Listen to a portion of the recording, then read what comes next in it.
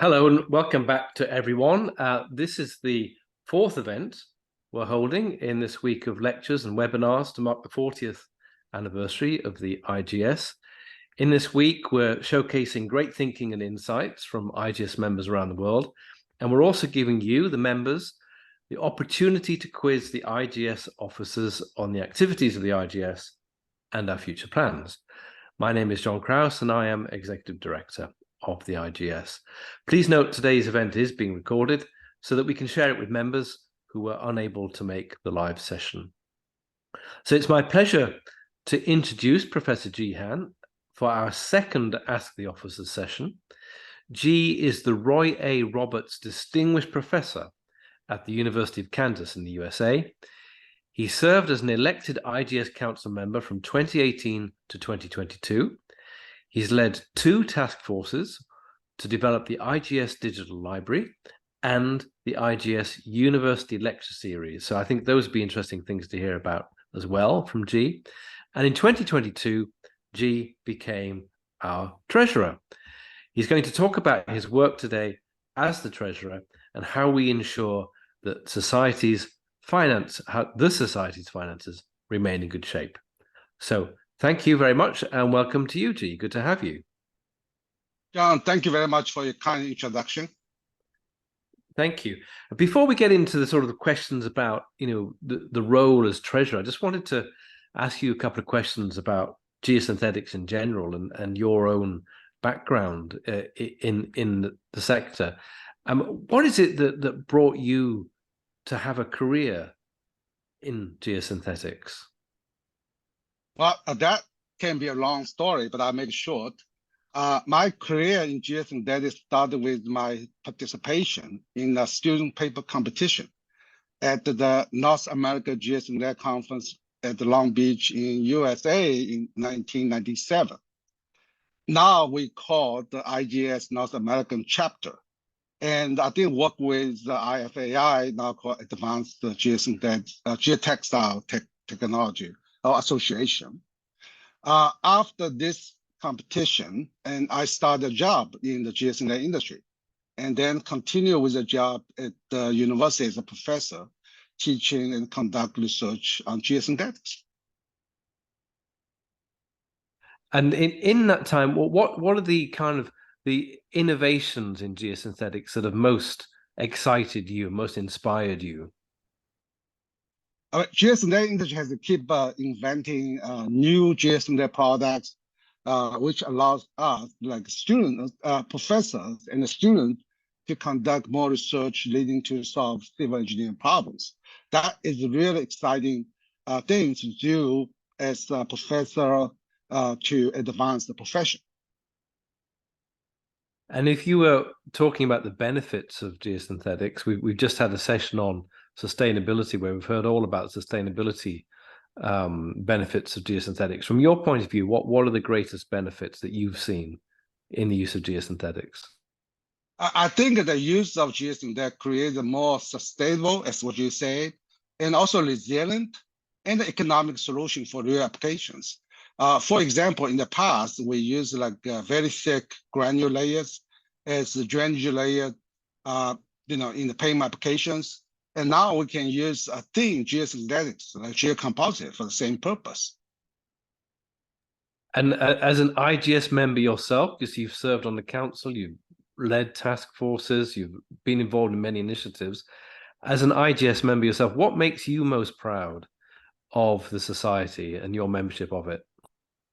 I really feel very proud to be part of the great organization to promote the proper use of geosynthetic technology throughout the world.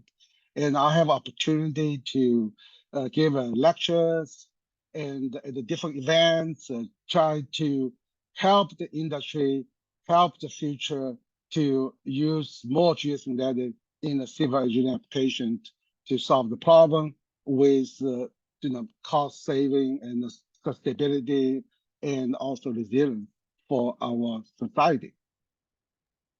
Thank you. So I'm going to turn in a moment to questions about your role as treasurer. And just a reminder to everybody that's listening in, you can submit questions. This is your opportunity to put questions to the person that's overseeing the finances of your society. So use the Q&A function, put your questions in there, or even just comments if you just wish to make a comment, and we will collect them and we'll put them to G. So this is really a dialogue. So this is your opportunity to ask G the questions you'd like to ask.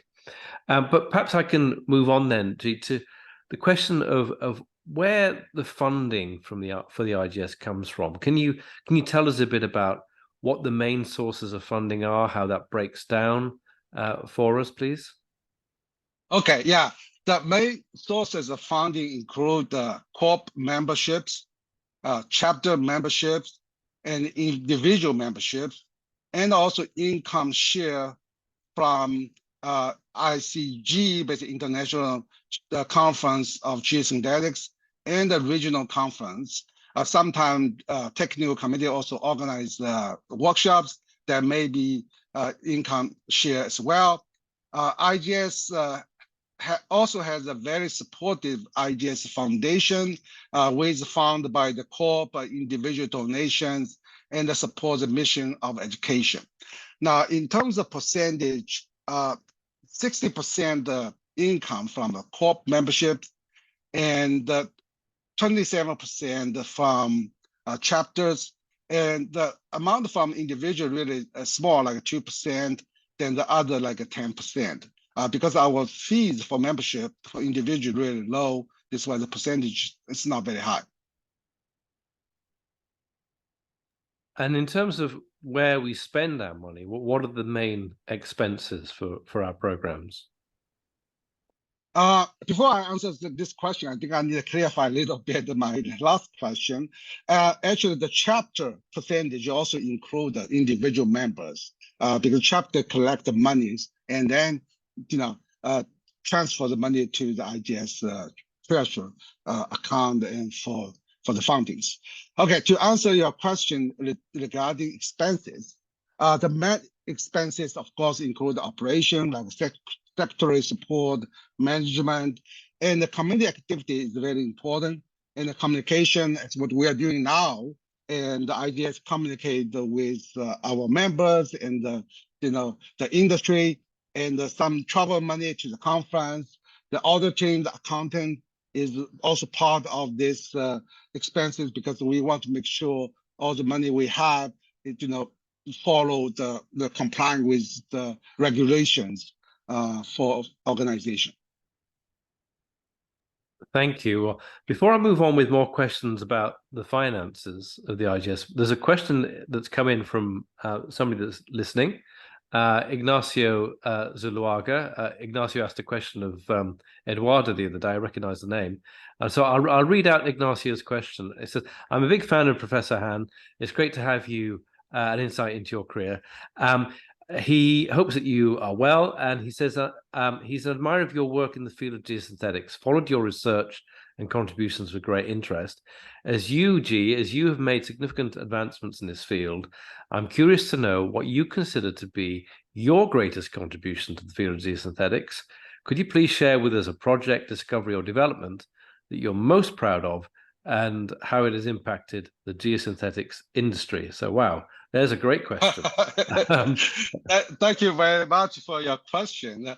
Well, I don't prepare to answer this question in this segment, because I really try to address the things related to my role as a treasurer. And but I will be glad to say something about my work and the contribution I made to the GSN industry. I think mostly I really enjoy work with students, work with the industry, try to find the solutions. And basically, how do we use geosynthetics? That is the key. I think that the geosynthetic industry is really good, as I mentioned, keep coming up with new products. And what we need to do as a researcher and help the broad consulting firms and the government agency and users basically to use geosynthetics. The design is very important. Basically tell people how to place the geosynthetic at a different level, what the granular material should be above for roadway applications, and all those kind of things, I think is important. I really proud to work with many of the standing scholars, engineers like Dr. J.P. Giroux, Professor Dov Leshinsky, and Dr. Jim Collins. All those people, know geosynthetics so much, and we come out with some design method.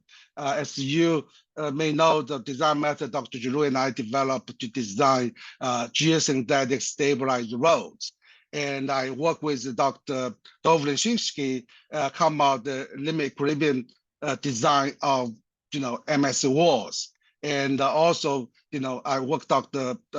Jim Collins for geosynthetic reinforced column support embankment in terms of design methods. Those are things I really feel the most proud of it, and make some impact with those design methods. Thank you. Thanks, Gilles. A great answer.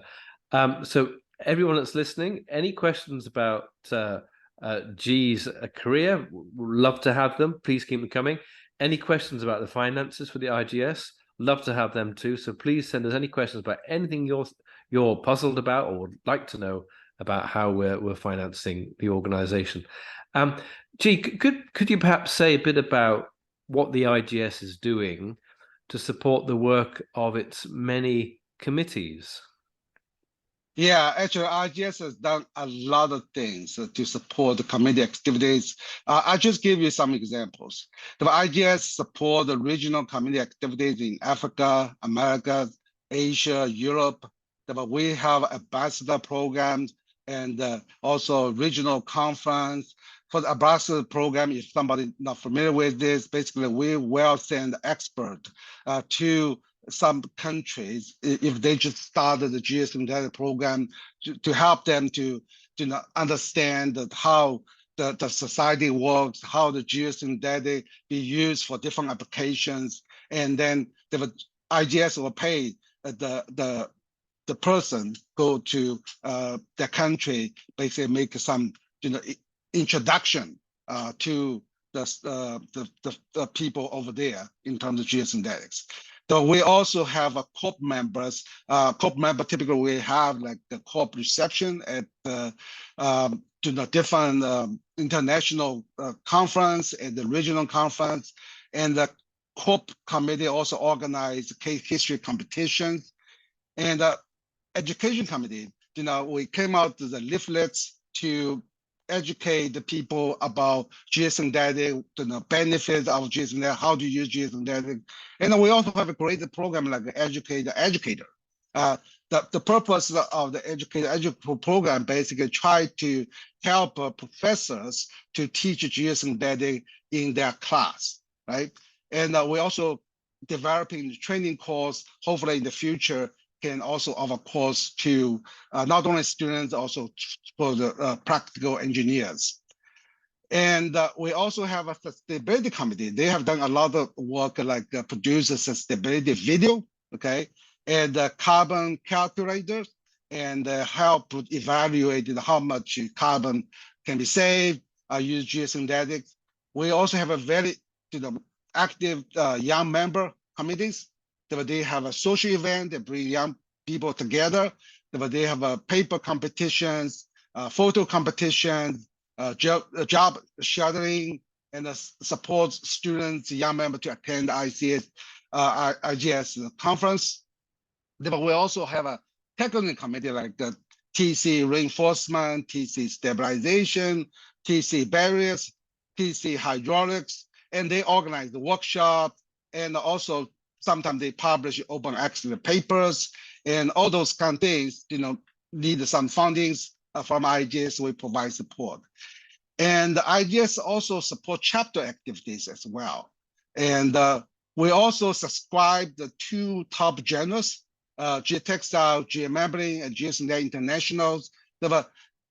Those journals are free to all our members. Basically, IGS pay the fee to the journal and let the journal open to our members, right? And as John mentioned at the very beginning, IGS also developed the university lecture series, and the digital library for everybody to use and to benefit. But as you see, I can keep going on to talk about more activity we have done, but just because of time, those are the things as you see, IGS support a lot of activities by communities. So it's all about investing in the services that our members are going to value, whether it's the journals, digital library, getting the TCs together to work on the sort of standards that are going to influence the industry for the benefit, also the membership, many things there. I've got a question in the Q&A, which is asking this. It's really a nod to the fact that we've been a society that, over 40 years, we've really relied on membership dues as the main source of income, whether it's the corporate members or the individual members. Also, I guess some income from conferences as well. Is that really the future? Are we looking at new revenue sources beyond membership dues? And what can you say a bit about what we're thinking along those lines, please? Okay, as I kind of touched a little bit in a training course as one example, in the future, we hopefully to develop some self-sustainable program. Basically say the program itself can generate some money, support the program itself. And the training course is one of that example, right? The TC committee work with the education committee trying to develop some course materials. And then after we finish this, roll out to the industry, and then hopefully, in different country, we have a different training course, and the people will pay some fees to come to the training course and get educated, learn the new content, the new developments of geosynthetics. That program hopefully can self-sustainable, that we don't need to use membership money for this kind of program. But we probably will develop more program like this, self-sustainable program that will make the society more sustainable. Thanks, Gene. And you mentioned that the buzzword there of sustainability, not just sustainability as in the environmental sense, but sustainability as in what makes us sustainable as an organization. You were touching there on, bringing in training programs that are self-financing and therefore don't rely on member dues. Could you say a bit more about, what does it mean to you as the treasurer for the IGS to be on a sustainable financial footing? Yeah, as a treasurer, this is very different from a researcher or professor. And trying to worry about the money, every time when I see the expenses exceeding the income, that will basically that become the kind of worrisome, right? I mean, the society to be sustainable, we try to make sure the income is equivalent to the expenses to balance the budget. Now, we don't want to make a lot of money, but at the least, we don't want to lose money, because what that means lose money means we will not have enough money to support all the wonderful activities I described early on, right? But that is the key. We should have enough income to balance out the expenses we expect for all the activity we do for the member, for the industry. But that is the things, basically what we call sustainability of the financial condition of IGS. Thank you. It might sound a bit alarmist to some people to say, we need to bring in enough money to cover our costs, as if we were, at risk of running out of money. Is there a possibility that the IGS will find that its resources are depleted? Is that something that you've been thinking about? Yeah, I mean, since I took over the position of the treasurer, and I reviewed the data, what we have in terms of financial performance, and actually in the past 3 years, and IGS has done a lot of things, as I mentioned, also improve the management, increase activities, which cost money. And our membership fees have not been increased in the past 40 years. And but at the same time, the global inflation has increased the cost. As a result of the expenses actually exceeded the income in the past 3 years. But that means the loss of funding.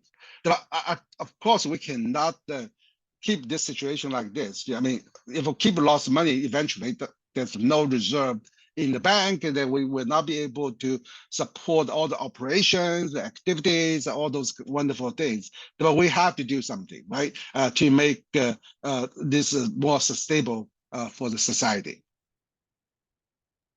Yeah, and it's interesting there you mentioned inflation. People might not know, but it's worth just perhaps reminding them.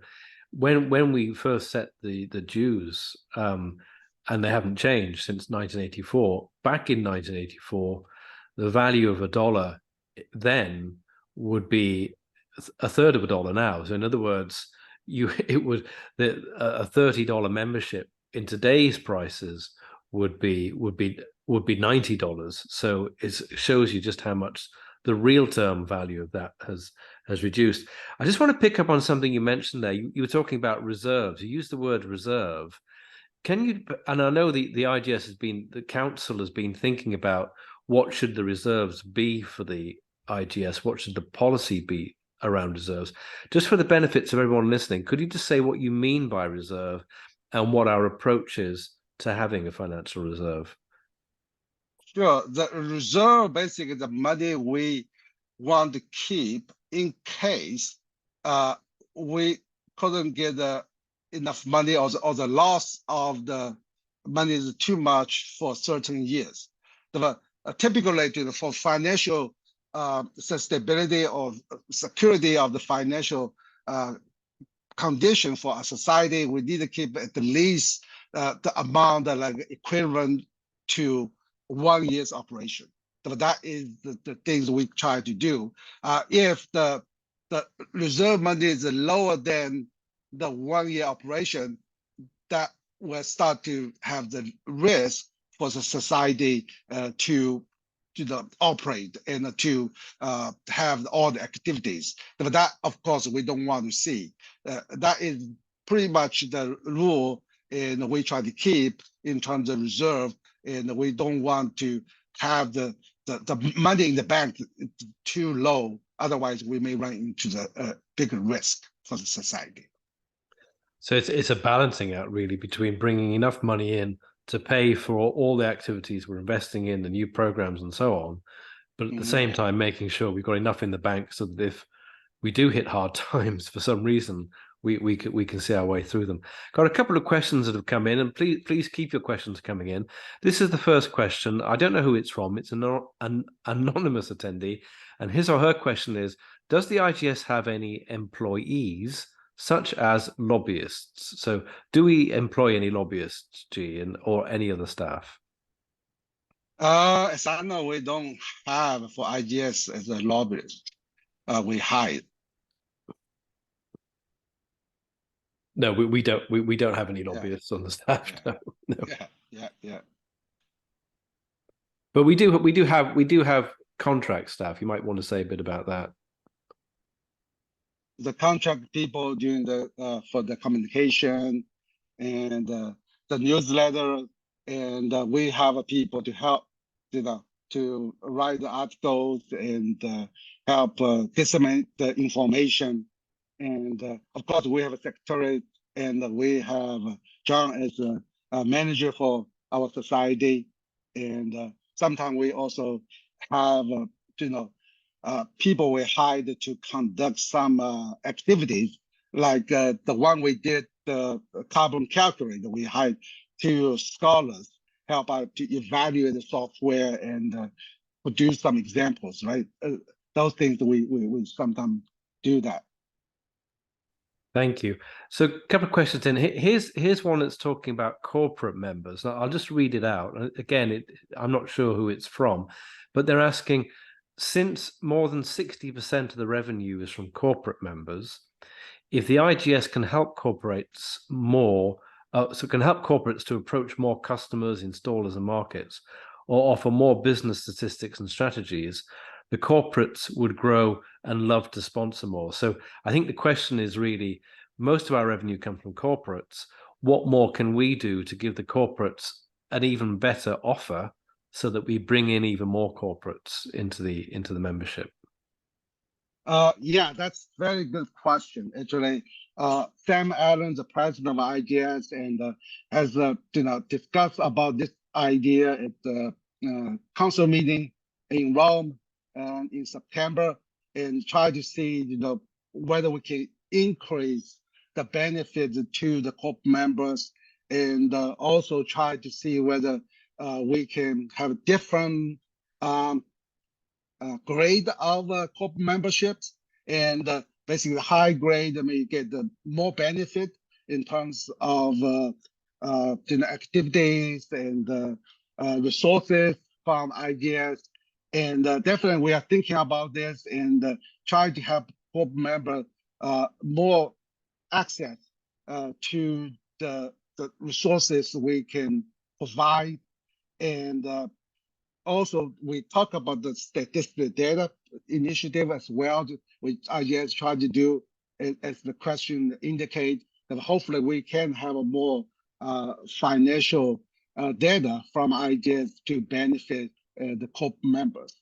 But you're right, this is very important, and we already thought about this. We have been working on trying to develop a strategic plan to benefit the corp members. Thank John, you you. want to add more?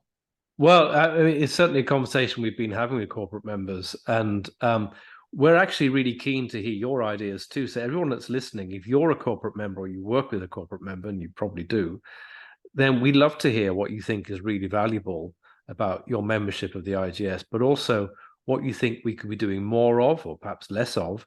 Do tell us, because that's the only way we can really develop the offer. But what we do hear from the conversations we've been having from the officers and the council members, it's a lot about corporates wanting us to be influential, to deal with the kind of the challenges that are facing the industry as a whole, and also getting our voice out beyond our own community. How do we have influence beyond the people who already know about geosynthetics? That seems to be a key concern for corporate members. We've been doing a lot. We've been doing things like we have corporate members case studies now on the website. We have corporate members involved in competitions for sustainability. We're profiling corporate members, staff, and so on. So we want to do more with corporates, and any ideas are really, really very welcome indeed. So keep your questions coming in. We'd love to hear about questions, particularly about the finances of the IGS.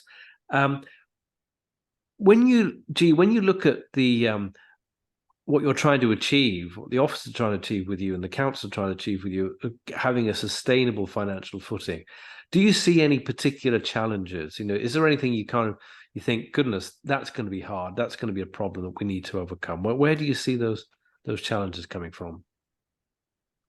The challenge, of course, the things we increase the expenses by increase activities as we said, then something we cannot control, like inflation. Of course, different countries may have a different inflation rates. Those kind of things sometimes it's difficult for us to predict, right? How this we're going up, down, kind of things. And when we budget things, a lot of time we did not consider that impact. But in real situation, even like a COVID situation, right? That has big impact on everybody, on the society as well. And the travel costs, that's one of the examples. Travel costs, I think when people travel, they know increase significantly, for us to travel the conference. That we did not budget very well because we did not know that would happen. But those kind of things, those are really the challenges. And the important thing to maintain is, of course, we make adjustment, and the income part always important. If we have enough income that we can handle. And as we already mentioned of the reserve, this is why the purpose to have a reserve there, just in case something happens, we still have money to run the society, for cover all the activity we already commit. One thing I think we've got to really ask in this session is, we've announced to the membership the decision that was taken by the members at the General Assembly to support the council's proposals to increase membership fees, both for individuals and for corporates. It would be interesting, perhaps, just to hear from you, G, a little bit about the background to that and what the decisions were, in case anyone on this call hasn't heard already. We've tried to communicate it a lot, but there may be some people out there who aren't yet aware. Could you say a little bit about those changes, please? You mean there's a number of the changes? The changes in the dues that are coming up, the background to those changes, and I see. they will be. Okay. I mean, the background of these changes, as I mentioned, in the past 3 years, basically we kind of lost some money every year, and this is, of course, is not sustainable. And we did a calculation and consider different kinds of situation. Of course, we want to maintain the activity we already organized, or even we may increase the activities, but at the same time consider the information of the economic data, and we kind of predict, if we don't do anything without increased membership, basically result will be gone, very quickly.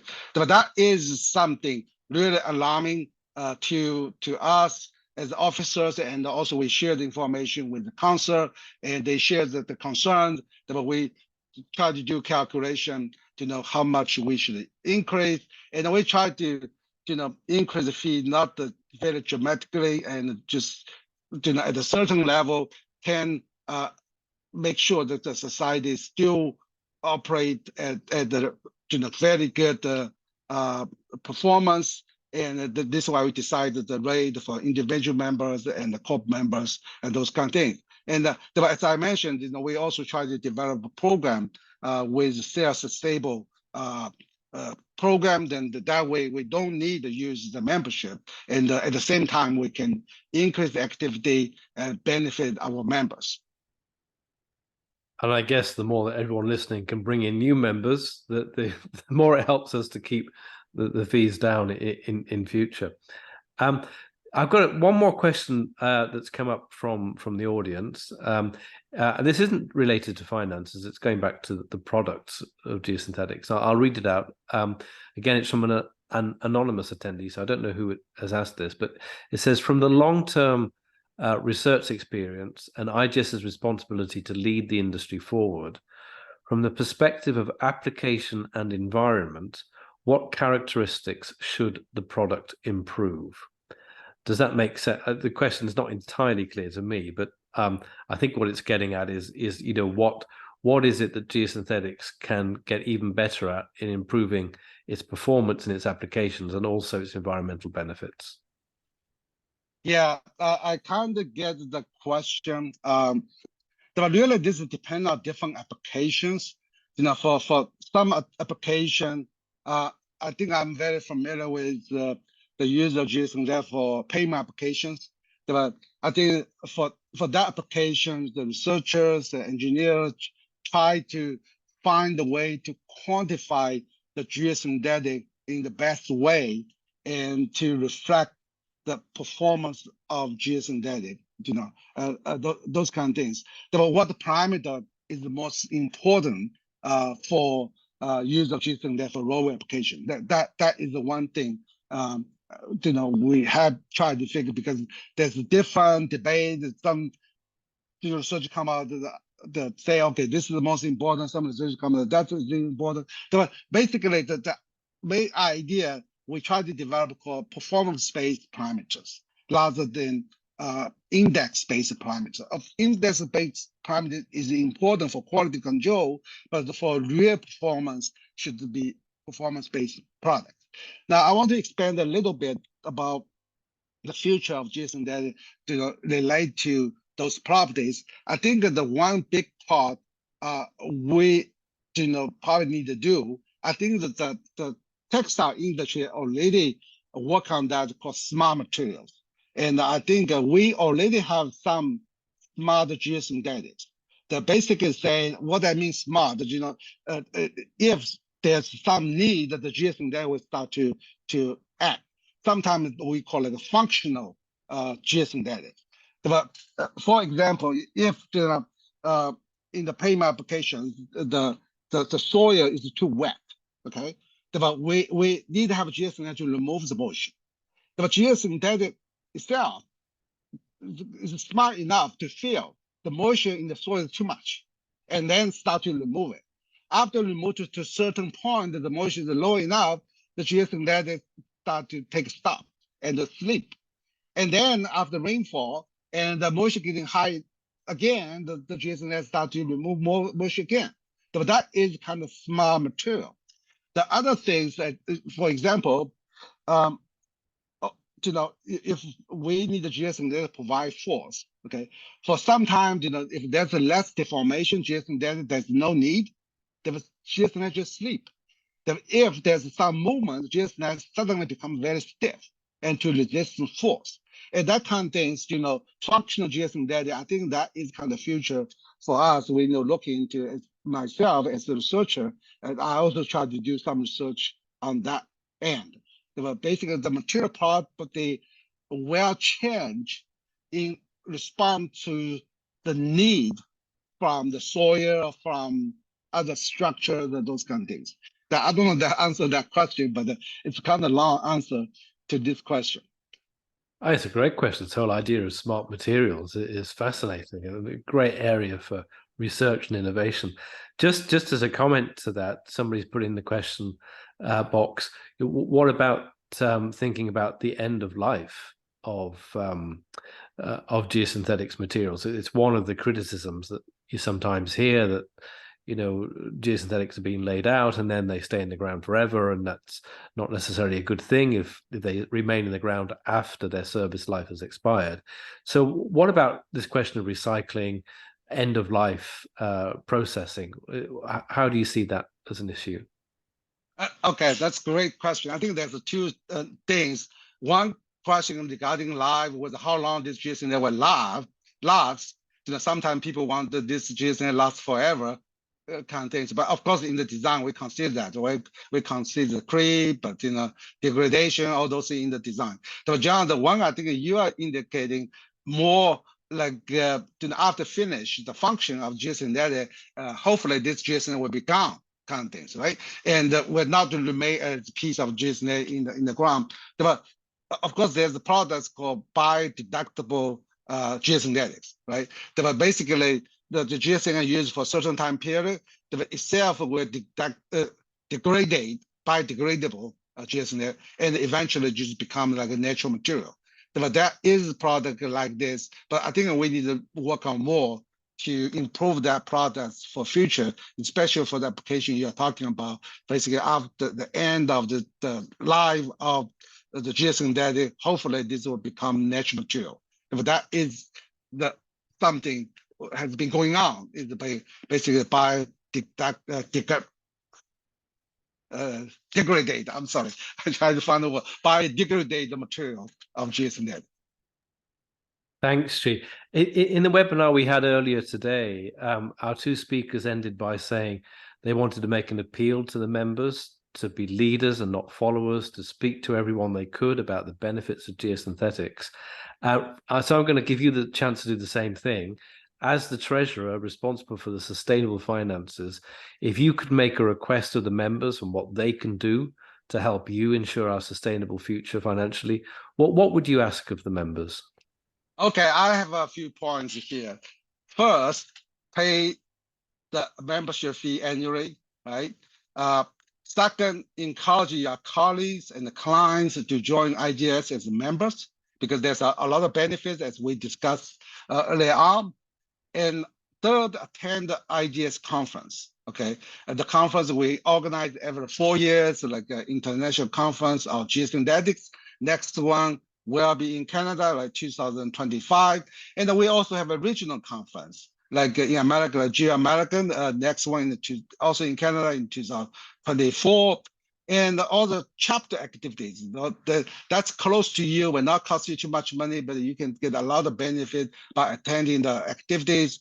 And also the chapter offer the webinars, and those things you can learn about Jason there as well. and the technical activities, technical committee activities. They organize workshops and, on the reinforcement, the stabilizations, and the barrier, the hydraulics, and all those things, you can attend.